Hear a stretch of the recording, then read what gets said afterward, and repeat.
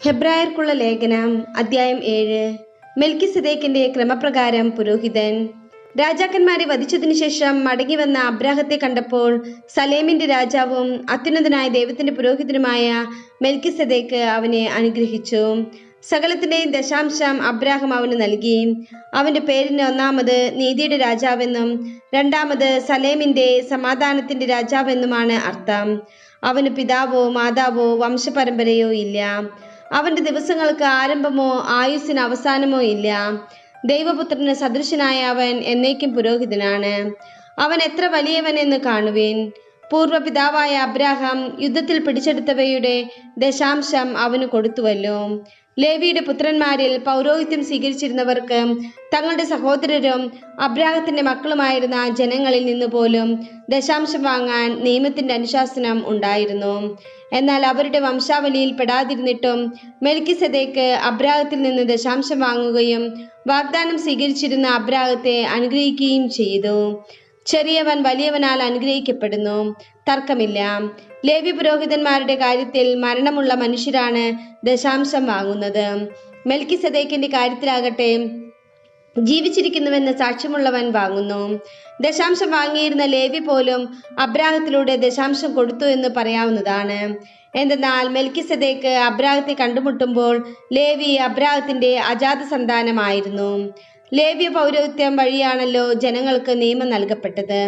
ആ പൗരോഹിത്യം വഴി പൂർണ്ണത പ്രാപിക്കാൻ കഴിയുമായിരുന്നെങ്കിൽ അഹ്റോന്റെ ക്രമത്തിൽ നിന്ന് വ്യത്യസ്തമായ മെൽക്കിസെദേക്കിന്റെ ക്രമപ്രകാരം വേറൊരു പുരോഹിതൻ ഉണ്ടാവുക ആവശ്യമായിരുന്നു.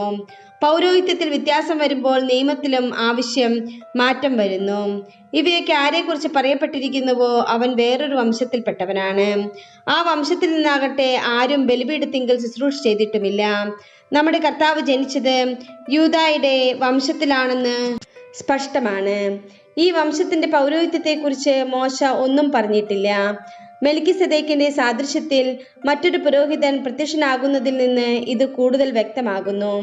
ഇവനോ ശാരീരിക ജനനക്രമം അനുസരിച്ചല്ല, പ്രത്യുത അക്ഷയമായ ജീവന്റെ ശക്തി നിമിത്തമാണ് പുരോഹിതനായത്.